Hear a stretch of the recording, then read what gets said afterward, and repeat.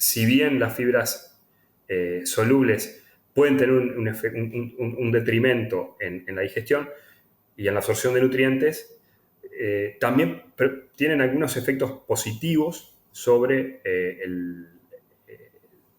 todo sobre la composición de la biota y sobre la producción de ácidos orgánicos. Sobre todo la producción de ácidos grasos volátiles puede ser un efecto muy interesante.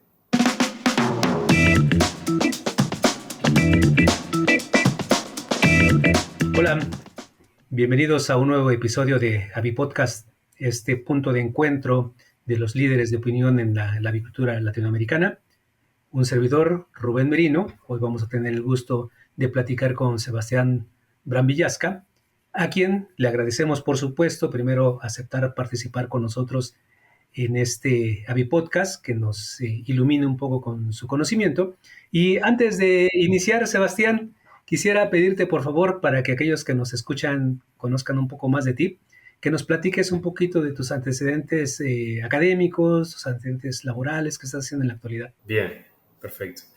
Bueno, primero que nada, un gusto estar en este podcast. Es un podcast que he tenido el gusto de escuchar. He escuchado varios episodios con distintas personas que trabajan, bueno, en esta área.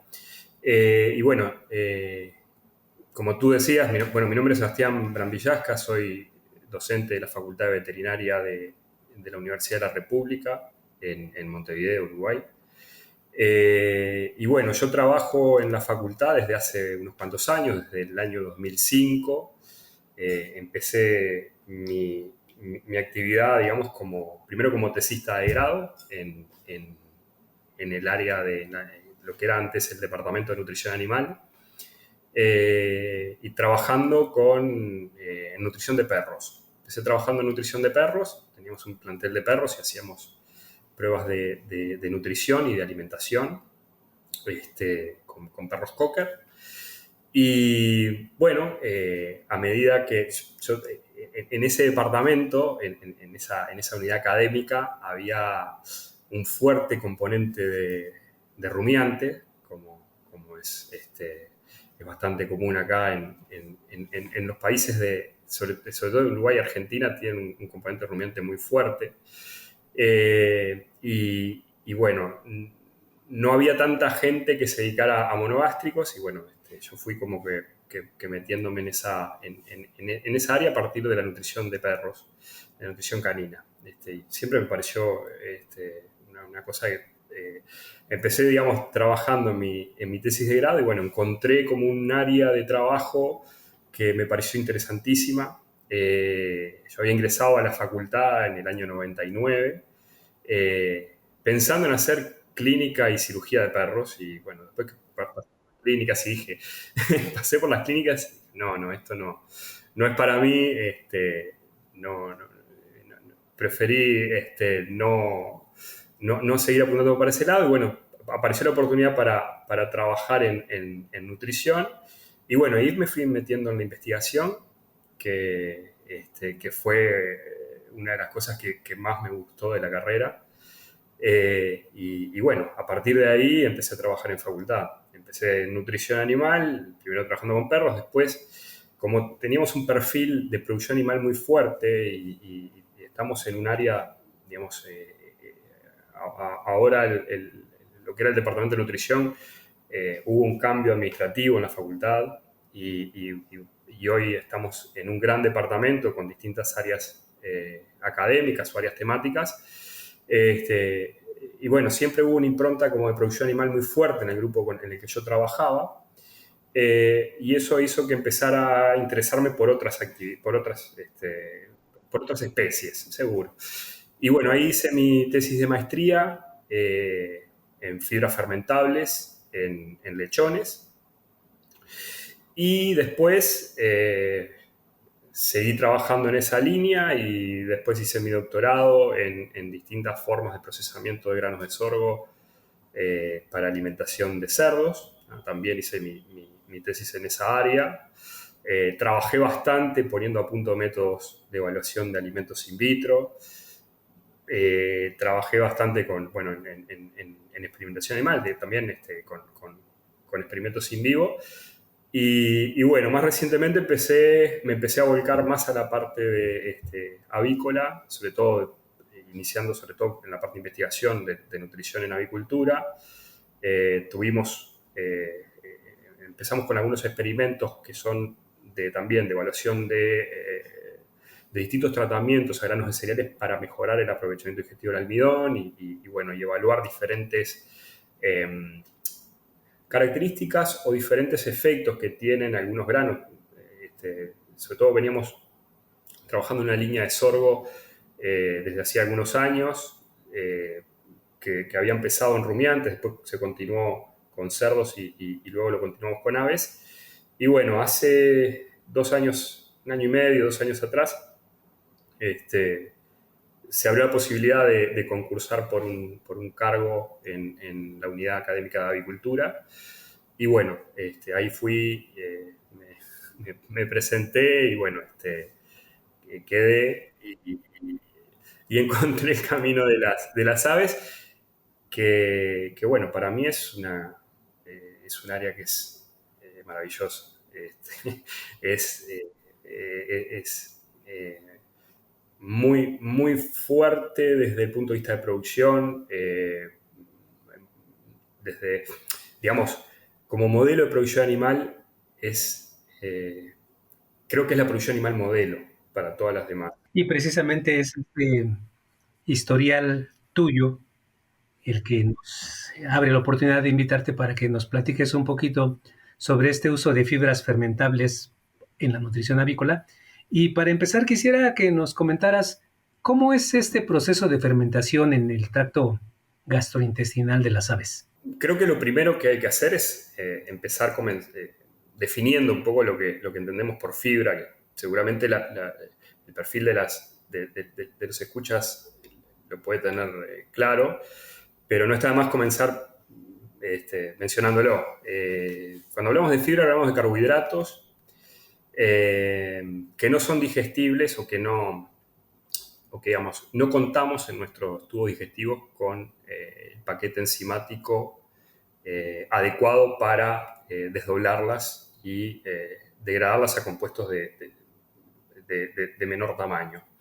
Entonces ahí tenemos una cantidad, un grupo seguramente sea el grupo de nutrientes más heterogéneo que hay en la nutrición, porque las proteínas las podemos definir fácilmente, los lípidos también, incluso los minerales y demás, pero la fibra es un conglomerado de compuestos de carbohidratos que tienen distintas propiedades, ¿no?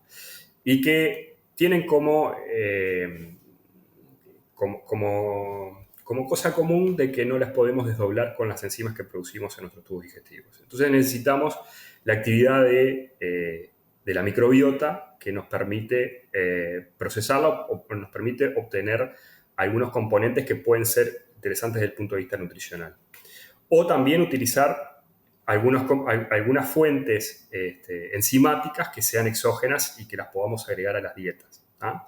Pero básicamente son esos compuestos carbohidratos que no las podemos digerir y que bueno, tienen distintas propiedades, distintas velocidades de fermentación. Algunas son más fermentables que otras. Bueno, y que generan distintos efectos a nivel del tubo digestivo, que los podemos ir discutiendo a continuación. En general, en la avicultura no es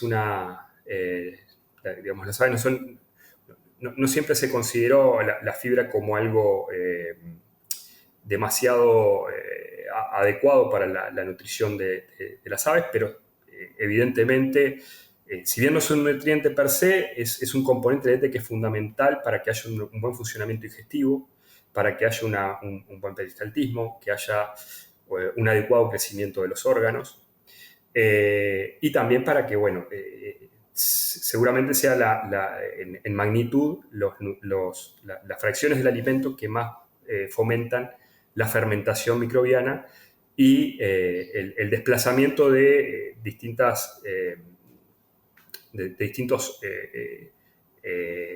filum de bacterias para un lado, de un lado para otro, o mejor dicho, que nos permiten estimular y modular el crecimiento de algunas especies microbianas que son de interés. Ya sea para generar productos de fermentación, como pueden ser los ácidos grasos volátiles, que después, si querés, podemos discutir algo de eso, o también para mantener menores cargas de bacterias que no queremos que estén ahí. ¿Ah? Ya sea porque producen algunos compuestos de fermentación que son indeseables o porque, bueno, directamente son bacterias patógenas. Oye, y entonces, ¿este proceso de fermentación es igual en todo el tracto intestinal? ¿Cambia en función del segmento, en función del ingrediente? Sí, digamos, la fibra la podemos medir o la podemos caracterizar de diferentes formas. En general, las fibras que aparecen en las tablas son fibras que se denominan o tienen una determinada nomenclatura dependiendo del tipo de análisis que se utiliza para caracterizarlas, ¿no?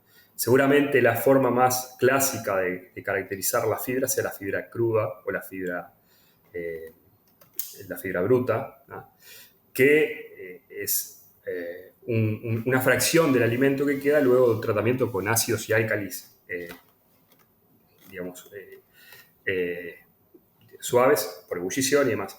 Pero también es un análisis que, si bien se sigue utilizando porque se hace igual en todas partes del mundo y demás, y es muy estandarizado, hay otros métodos, otras aproximaciones que nos permiten encontrar otros componentes de la fibra, ¿tá? La fibra, por ejemplo, digamos, tiene algunos componentes químicos, ¿tá? Que van a variar dependiendo del tipo de alimento que yo estoy incluyendo en la dieta, ¿tá? Y, por ejemplo, tenemos algunos componentes que son componentes de las paredes celulares, por ejemplo, la celulosa, la semicelulosa, la lignina, ¿tá? Que son las fracciones de fermentación más lenta y de más difícil digestión, y que incluso tradicionalmente no se utiliza, no lo veíamos como un componente deseable en las dietas porque te aumentan mucho el tránsito digestivo o te pueden reducir la digestibilidad de los nutrientes, ¿no? Y también hay otros componentes de la fibra que tienen otras propiedades, ¿no? Pero que también a veces te pueden generar disminuciones en la digestibilidad de nutrientes, por ejemplo, proteína, almidón, que siempre es lo que tratamos de que la mayor cantidad de nutrientes digamos, nobles, ya sean aminoácidos, almidones, bueno, azúcares y minerales, vitaminas y demás, se absorban en el intestino delgado, ¿no? Pero, por ejemplo, hay algunos tipos de fibra, yo sé, por ejemplo, pectinas o betaglucanos y demás, que serían, ahí ya pasaríamos a otra forma de clasificación de la fibra, como fibra soluble o insoluble, a través de otros métodos, ¿no? Que puede ser, por ejemplo, la fibra dietética total, que es otra forma de caracterizar la fibra que nos permite diferenciar entre qué tanta fibra insoluble, qué tanta fibra soluble hay en un alimento, ¿no? Y esa fibra soluble, digamos, tiene otras características, ¿no? Entonces ahí también las podemos clasificar por la velocidad de fermentación, ¿no?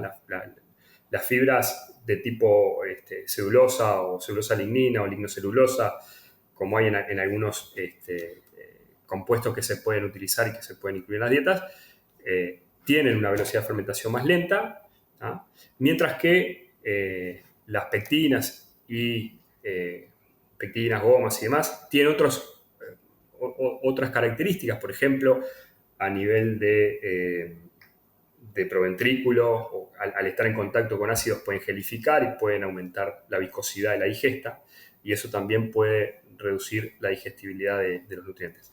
Pero de todas formas, siempre es necesario contar con alguna fuente de fibra en las dietas de forma estratégica para mejorar la salud del intestino y, por ejemplo, favorecer el crecimiento de órganos. Te voy a preguntar, ¿cuáles son estas fuentes más comunes que dices que es conveniente o recomendable agregar en la dieta? Bueno, fuentes hay, en general se pueden utilizar fuentes de fibra a partir de subproductos, ¿no? Que son, digamos, las fuentes, digamos, más disponibles en las distintas regiones, también dependiendo del tipo de producciones que hayan asociados en una determinada región, que te permite tener un determinado subproducto disponible para, por ejemplo, incluir en las dietas. Pero ahí tenemos salvados, en Uruguay se produce mucho trigo, entonces salvados de trigo se consiguen, pero después podemos tener salvados de otros granos de cereales como cebada, avena y demás. Esos en general son fuentes de fibra que tiene mayor contenido de fibra insoluble que de fibra soluble, mientras que hay otros alimentos que tienen otras características y que tienen otros tipos de carbohidratos. Por ejemplo, las pulpas de citrus, ¿ah? O las pulpas de remolacha, ¿ah? Tienen mayores niveles de fibra soluble que de fibra insoluble. De todas formas, cuando estamos trabajando con la inclusión de fibras, incluir fibras insolubles en las dietas a un tamaño de partícula, que puede ser 1,5 milímetros y 2 milímetros, tiene algunos efectos benéficos en el tubo digestivo. Por ejemplo, promueve la actividad de la molleja y permite que, por ejemplo, la molleja aumente en tamaño. Y eso es es un efecto muy interesante porque la molleja tiene un rol de dirigir el peristaltismo y de filtrar las cosas que pasan o vuelven a... O sea, trabajando, el trabajo de la molleja lo que hace es que regula el peristaltismo y el retroperistaltismo, y eso también se puede asociar a un mejor estado de la molleja, una mejor actividad de la molleja, una posibilidad de que la digesta pueda volver hacia zonas anteriores y poder tener contacto por segunda vez con enzimas. Perdón, esto que comentas también está relacionado o no con la presentación física del alimento. Es decir, sabemos que se puede ofrecer el alimento en harina, en migaja o peletizado.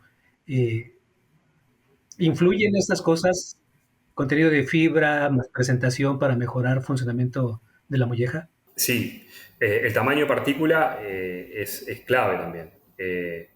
Y sobre todo el tamaño de partícula de fibra para generar ese efecto positivo sobre el crecimiento del tamaño de los órganos, ¿no?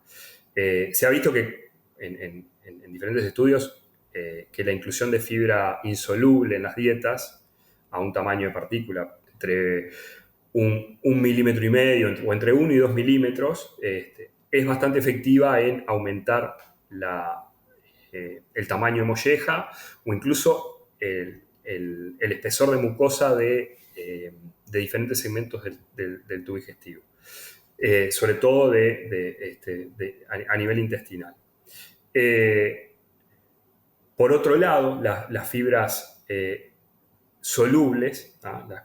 las que tienen una velocidad de fermentación más alta y que pueden gelificar, pueden llegar a tener el efecto contrario, ¿no? Ese aumento de viscosidad a nivel del lumen intestinal puede provocar que hayan disminuciones en la absorción de algunos nutrientes, por ejemplo, de proteína y de almidón. Pero ahí me parece que la clave es buscar equilibrios, ¿no? Porque, digamos, si bien las fibras solubles pueden tener un detrimento en la digestión y en la absorción de nutrientes, también tienen algunos efectos positivos sobre sobre todo sobre la composición de la biota y sobre la producción de ácidos orgánicos. Sobre todo la producción de ácidos grasos volátiles puede ser un efecto muy interesante. Entonces, me parece que una chance, primero, volviendo a lo de los alimentos que me decías hoy, perfecto, podemos utilizar subproductos de cereales, por ejemplo, que tienen distintos perfiles de fibras fermentables, ya sean más insolubles o más solubles.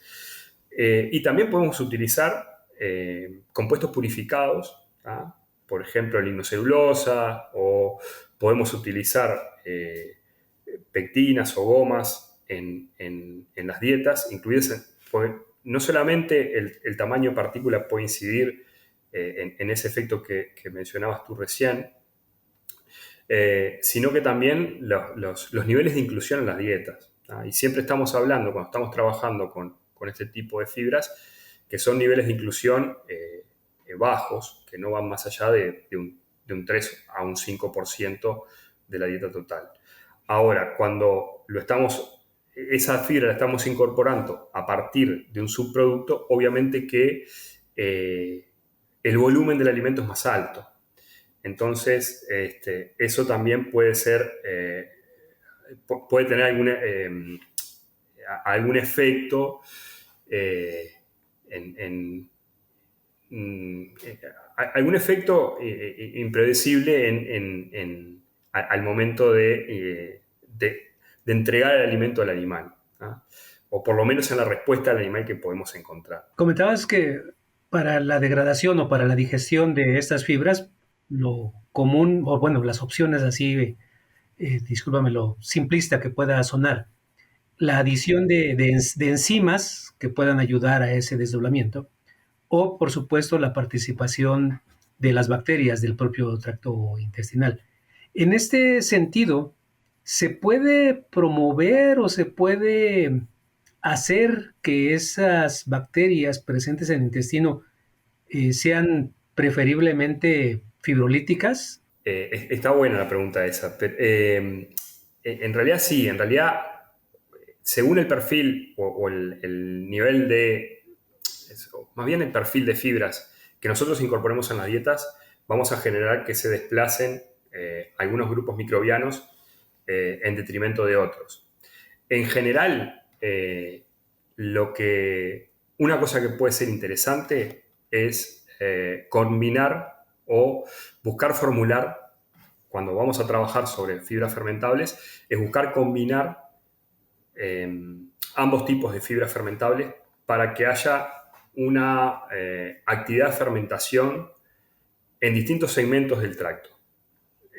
Por ejemplo, si nosotros combinamos fibras fermentables de fermentación rápida con fibras de fermentación más lenta o que tienen un efecto físico sobre el tubo digestivo más allá de la fermentación rápida, podemos conseguir, o podríamos en teoría conseguir, mejorar digamos, estimular la fermentación más temprano en el tubo digestivo. Es decir, por ejemplo, si combinamos una fuente de fibra que sea fermentación rápida, podemos ya empezar a ver fermentación o aumentar el nivel de fermentación, ¿ah? O los productos de fermentación ya en el intestino delgado, ¿ah? Más allá de que la mayor actividad fermentativa la vamos a ver seguramente en los ciegos. Entonces ahí podemos tener distintos efectos que pueden ser benéficos en distintas partes del tubo digestivo. Por ejemplo, una cosa que podemos tener en cuenta es, bueno, si podemos utilizar fibras fermentables en gallinas ponedoras, por ejemplo.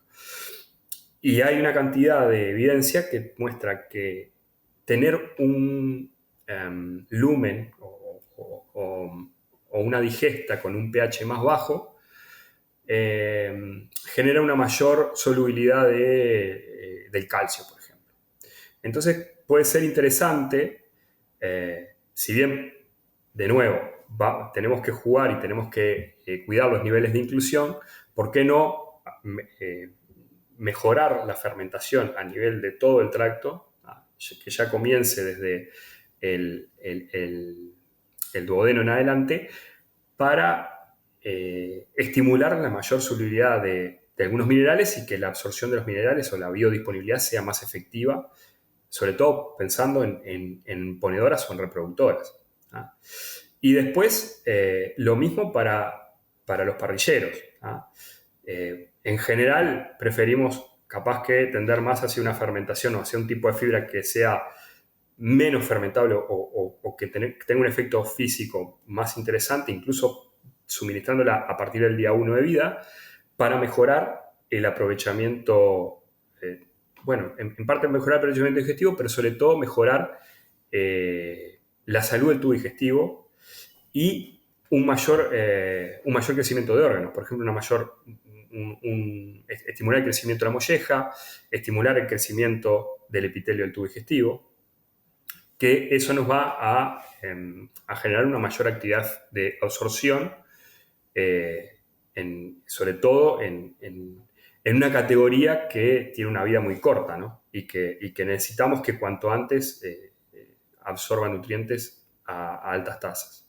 Oye, y ahorita también con asociación de ideas, pensando en que, bueno, la industria avícola mundial desde hace mucho tiempo ha estado modificando la utilización de los antibióticos promotores del crecimiento, limitando evidentemente la utilización de antibióticos para tratamiento solamente en casos, usarlos solamente en casos que sean estrictamente necesarios. Esto ya ha llevado a la búsqueda de alternativas para mejorar eficiencia productiva, para reducir desafíos con agentes patógenos, ya comentabas antes algunos de ellos, ¿no?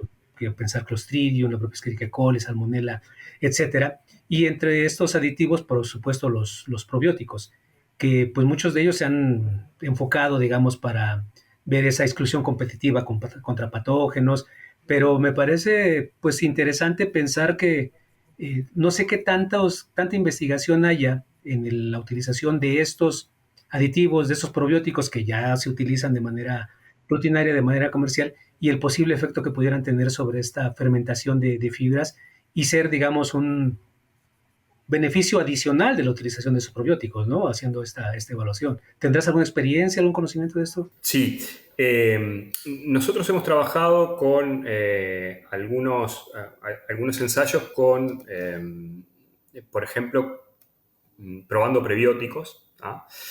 Que son carbohidratos de cadena corta, purificados, sobre todo son inulina o manoligosacáridos y demás, que son parte de lo que sería la fibra soluble y la fibra de rápida fermentación, que digamos son el sustrato de los probióticos, ¿no? Ahí estamos, cuando hablamos de fibras fermentables también, no podemos dejar de lado el efecto de prebiosis que pueden tener las fibras fermentables, en el sentido de que los prebióticos son sustratos, son oligosacáridos, cadenas cortas, que son específicos para el crecimiento de bacterias o de grupos microbianos que tienen efectos positivos en la salud del intestino del animal, ¿no?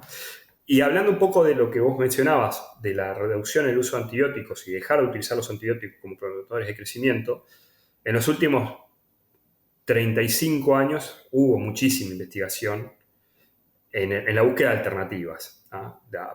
Para los antibióticos. Y entonces ahí aparecieron diferentes cepas que se patentan de probióticos, diferentes tipos de prebióticos que se pueden utilizar o diferentes tipos de fibras fermentables que también se pueden utilizar, que capaz que no son o no entran dentro de la clasificación o dentro de la definición clásica de prebióticos, pero que pueden tener un efecto de prebiosis en el sentido de que generan fuentes de fermentación digamos, que generan productos de fermentación que son saludables para el intestino, ¿ah? O que desplazan algunos tipos microbianos, ¿ah? En beneficio de otros.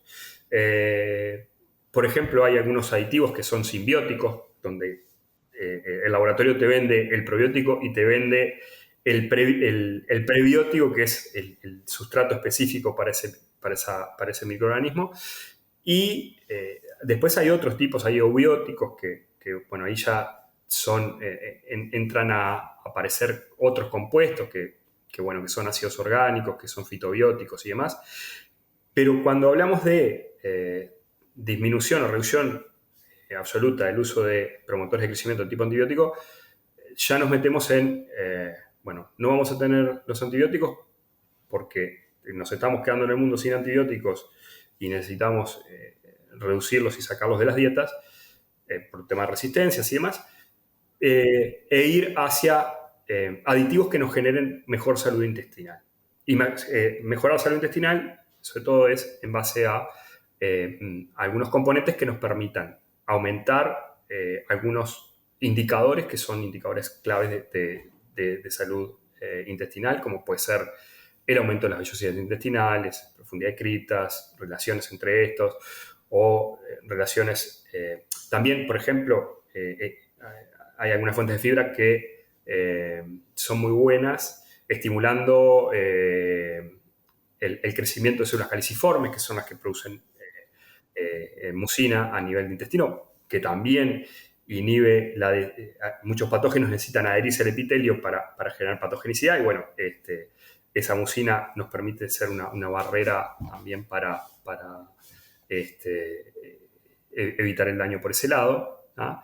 Y también con lo que es la producción de ácidos orgánicos, ¿no? La producción de ácido láctico, acético, propiónico y fundamentalmente butírico, también es muy relevante en el sentido de que en general un menor pH o una digesta un poco más ácida es un medio bastante menos atractivo para las bacterias patógenas. Entonces, por ese lado las empezamos a desplazar. También las empezamos a desplazar porque le estamos agregando un sustrato específico para las bacterias benéficas, para que haya exclusión competitiva, que compitan con sitios de adhesión y demás.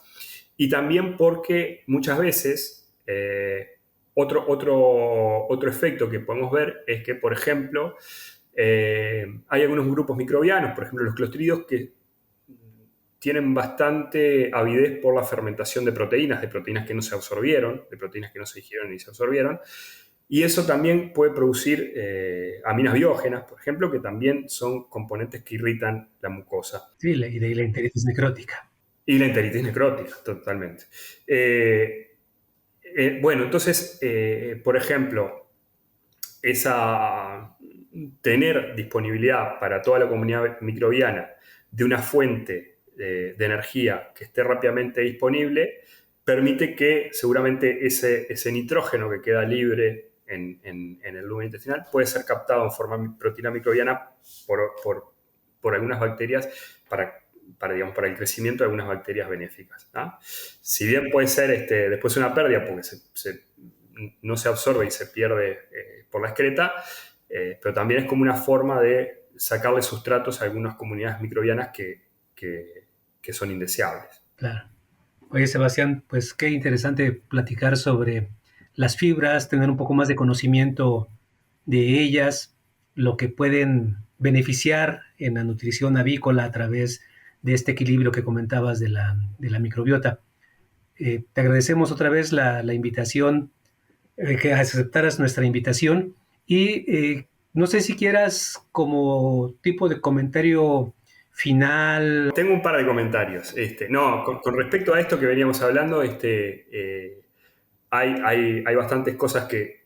Hay mucha información y hay cosas que nos interesan. Por ejemplo, que a nosotros nos interesa hacer y que estamos trabajando en nuestro laboratorio. Por ejemplo, una cosa que hemos trabajado y que la queremos poner ahora a punto para aves es empezar a hacer algunos experimentos in vitro. Tenemos un sistema de fermentación in vitro que lo hacemos en el laboratorio, en baños Marías, con frascos de antibióticos, digamos, donde ponemos un medio cultivo, alimentos y digesta.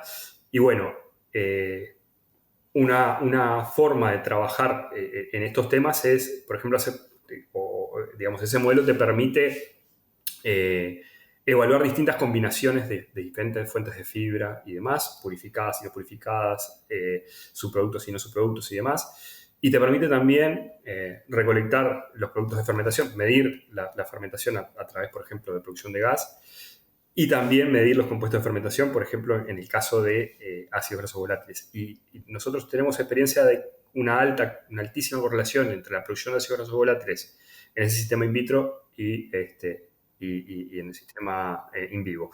Entonces ahí también es como una potencialidad que tenemos para trabajar en esa línea de fibras fermentables.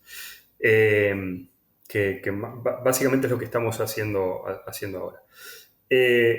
Por otro lado, y cerrando, agradecerles de nuevo a ustedes la invitación. No quería irme sin mencionar que este año, 2024, en noviembre, tenemos el OGUM, el Congreso, creo que es la edición número 23 del Congreso Latinoamericano de Avicultura, que va a ser en Uruguay, va a ser en Punta del Este, entre el 12 y el 15 de noviembre. Así que bueno, los invitamos a todos los colegas de la región a que nos puedan visitar. Y bueno, de nuevo, agradecerles la oportunidad por estar por acá. No, al contrario. Antes de despedirnos, lo hacemos habitualmente con nuestros invitados. Si tienes en mente a un colega, a un profesional, a un experto en avicultura, en cualquier campo, no necesariamente en la nutrición, por supuesto, si en ese campo está bien, pero puede ser en cualquier área de la avicultura, nominar a alguien, sugerir a alguien para que podamos invitarlo y que como tú nos ayude a tener un poquito más de conocimiento sobre esta industria tan interesante que es la avicultura. Sí, cómo no. Bueno, de acá de Uruguay, por ejemplo, voy a mencionar Uruguay porque, por ejemplo, uno de los que se me había ocurrido era José Enrique Trigini, pero estuvo en el primer capítulo y es como, digamos, con él hemos compartido, digo, hemos hecho algunos cursos acá en Uruguay, él ha venido, es una persona muy, muy, muy abierta y le tengo mucho cariño. Bueno, Jaime Parra fue el que me invitó a mí o el que me sugirió a mí para estar en contacto con ustedes. Y bueno, de acá a Uruguay puede ser la doctora Lilian Perdomo, que trabaja mucho en producción de aves de postura y en procesamiento industrial de huevo y demás. Puede ser la doctora Virginia Rusi, que está a cargo de la parte de sanidad avícola del Ministerio de Ganadería, que trabajó en 2023. Tuvo mucho trabajo porque fue un año de ingreso de influenza aviar Uruguay. También se me ocurre otra colega que es Macarena Gil, que trabaja en el ejercicio liberal, también en granjas exponedoras, y bueno, es una persona con un nivel muy bueno que hace ejercicio liberal y que también es una colega que yo respeto mucho y que me parece que puede ser otra candidata. Pues muchas gracias por las recomendaciones. Ya el equipo de Netius se encargará de hacer el contacto. Esperemos que nos acepten la invitación y que también pronto estén platicando con nosotros. A quienes nos escuchan, también les recordamos, pueden suscribirse al canal de YouTube de Netius, donde pueden ver este y los demás capítulos de Avi Podcast. Y nuevamente, doctor Sebastián Bramvillasca, muchas gracias por platicar con nosotros. A todos los que nos escuchan, gracias también por hacerlo y nos vemos en un siguiente capítulo. Hasta luego. Bueno, muchas gracias Rubén y que pases muy bien.